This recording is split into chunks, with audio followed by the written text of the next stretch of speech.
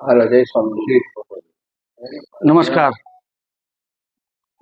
જામનગરમાં આજે સ્ટેન્ડિંગ કમિટીમાં એક વિમોચન કરવામાં આવેલું છે.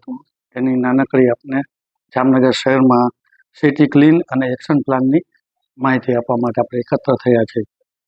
ભારત સરકારની શહેરી વિકાસ અને શહેરી ગૃહ નિર્માણ વિભાગમાં તારીખ 2/6/2025ના ઠરાવ વાયુ પ્રદૂષણ પ્રતિકૂળ અસરનો સામનો કરવા માટે વર્ષ 2019માં પર્યાવરણ અને વન આબોહવા પરિવર્તન દ્વારા એક MOU કરવામાં આવેલું હતું, નેશનલ ક્લીન એન્ડ પ્રોગ્રામનું,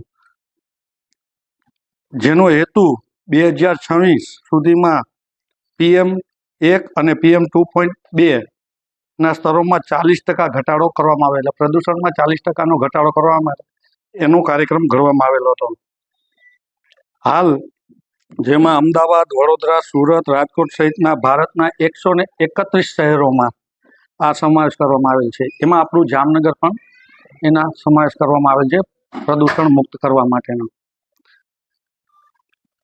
નેશનલ ક્લીન એર પ્રોગ્રામમાં ના તર્જ પર રાજ્ય સ્વચ્છતા અને એક્શન પ્લાનમાં SCAPના દ્વારા રાષ્ટ્રીય પ્રોગ્રામને પૂરક બનાવવા ભાવનગર, જામનગર, જૂનાગઢ, ગાંધીનગર મહાનગરપાલિકા અને ભરૂચ અને અંકલેશ્વર નગરપાલિકાનો પણ સ્વચ્છતા હવા એક્શન પ્લાન ગુજરાતમાં સમાવેશ કરવામાં આવેલ છે.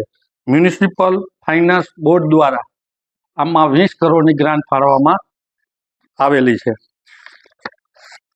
શહેરના વિકાસ અને શહેરી ગૃહ નિર્માણ વિભાગ દ્વારા સ્ટેટ ક્લીન પ્રોગ્રામ માર્ગદર્શન મે 2025 અંતર્ગત એનેક્સ 4માં મુખ્યત્વે નીચેના મુદ્દાઓનો સમાવેશ થાય છે.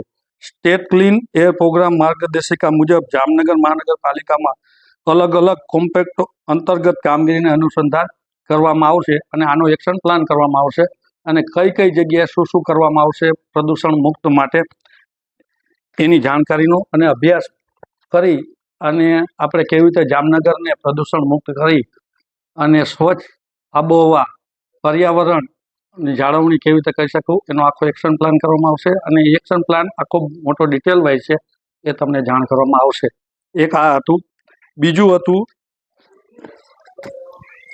સ્વતંત્રના ભારતના એકતા યાત્રા અને યુનિટી યાત્રા માટે આપણા ભારતના પ્રથમ નાયબ વડાપ્રધાન અને લોખંડી પુરુષ, સ્વતંત્ર ભારતના પ્રથમ ગૃહપ્રધાન, આઝાદી સમયે 562 દેશી રજવાડાઓનું એકત્રીકરણ કરીને સમગ્ર ભારતની